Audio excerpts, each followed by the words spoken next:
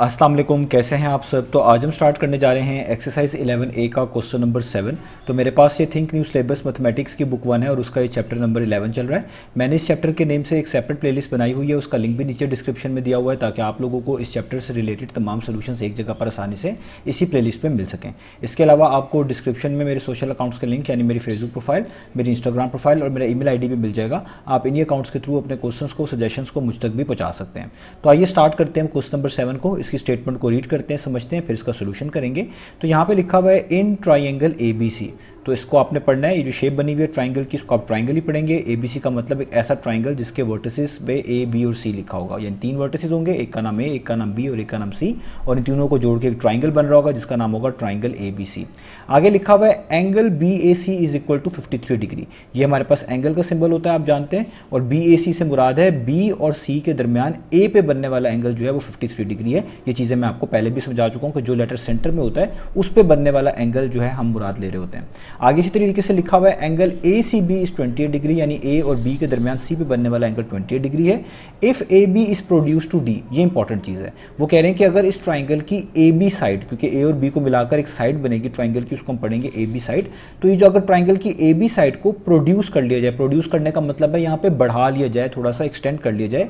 कहाँ तक एक्सटेंड कर लिया जाए? किसी वर्टिस D तक, किसी पॉइंट D तक। तो वो कह रहे हैं बताएं, फाइंड करके दिखाएं एंगल CBD कि CBD एंगल क्या होगा।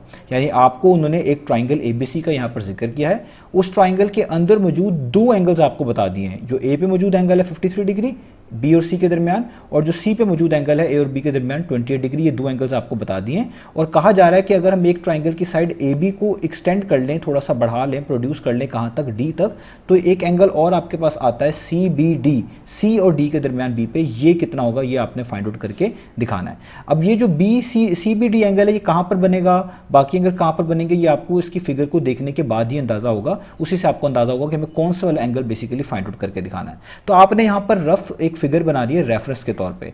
ये हर पर्सन अपने लिहाज से इसको मैनेज कर सकता है। तो मेरी कोशिश ये होती है कि जब भी आपके पास कोई इस तरह का ट्राइंगल बनाने के लिए हो तो आप कोशिश करें एंटी क्लॉकवाइज वर्टिसेस को लिखकर ये ट्राइंगल बना लें। अदरवाइज आप रेफरेंस के तौर पे फिगर बना रहे हैं, कैसे भी बना लेंगे, अगर वो टेक्निकली राइट होगी तो कोई भी प्रॉब्लम आपके पास नहीं होगा।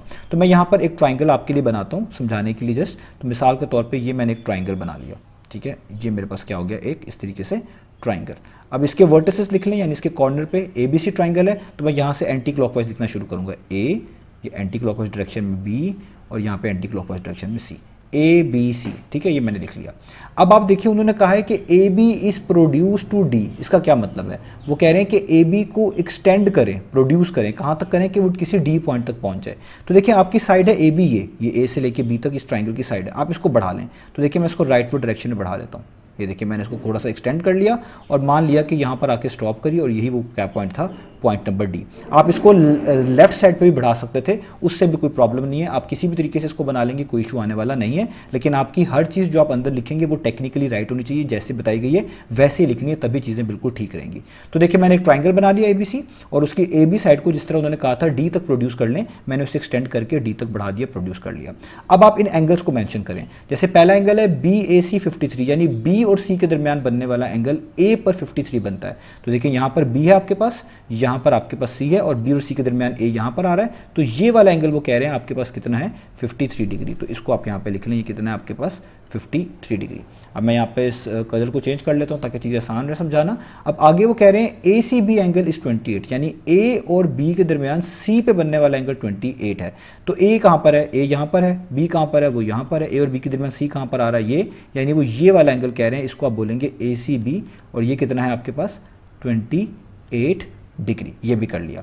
अब वो एंगल पूछ कौन सा रहे हैं, फाइंड आउट कौन सा करना चाह रहे हैं? वो कह रहे हैं कि आप एंगल फाइंड आउट करके दिखाएं CBD, यानी C और D के दरमियान B पे बनने वाला एंगल। इसको मैं डिफरेंट कलर से यहाँ पे बनाता हूँ। तो हमारे पास CBD एंगल कौन सा बनेगा, वो होगा C और D के दरमियान B पे बनने वाला एंगल। यहाँ पे C मेंशन है, यहाँ पर D मेंशन है, और C और D के दरमियान देखिए B पे जो एंगल बनेगा वो ये होगा, ये वाला जिसको मैं ग्रीन कलर के साथ शेड कर रहा हूँ।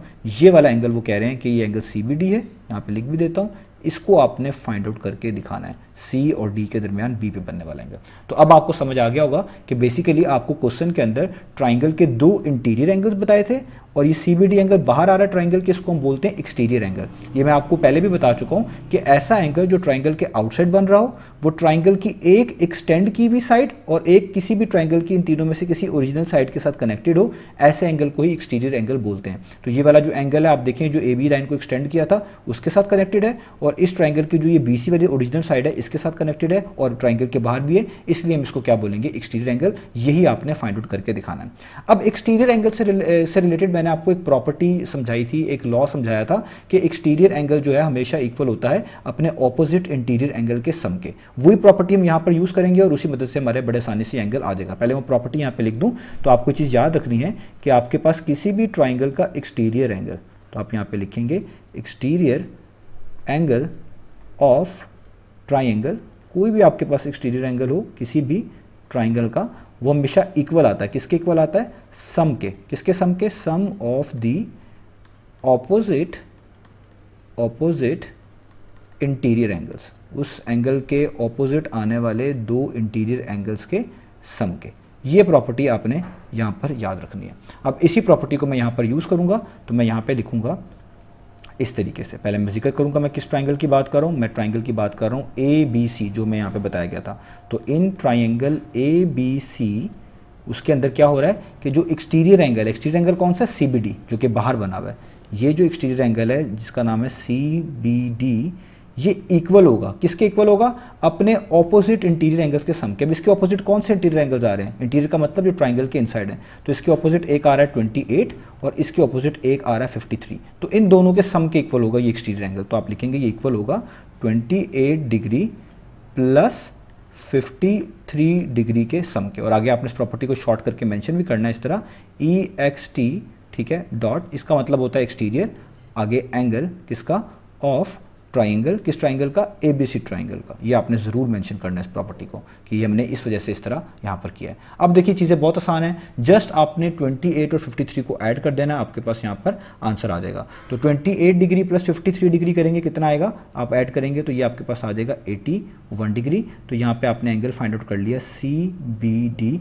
81 के इक्वल है। तो यही हमने फाइंड आउट करके दिखाना था। तो इसका मतलब ये जो बाहर एक्सटीरियर एंगल आपके पास मौजूद है ये बेसिकली 81 डिग्री के इक्वल आता है। तो इस तरह आप इन प्रॉपर्टीज़ का यूज़ करके इस तरह के क्वेश्चंस को कर सकते हैं। याद रखिएगा आपने हर चीज़ को यहाँ पर मेंशन करना है और कोशिश करना है ये रेफरेंस फिगर जो है आप ज़रूर बना लें। इसको डिफरेंट वे से भी बना सकते हैं, लेकिन चीज़ें अंदर टेक्निकली राइट पोजीशन पे ही लिखी होनी चाहिए, अदरवाइज वरना क्वेश्चन में प्रॉब्लम आ सकती है। तो उम्मीद है आपको इसके सोल्यूशन समझ आ गया होगा। इंशाल्लाह नेक्स्ट वीडियो में मिलेंगे बाकी सोल्यूशंस के साथ।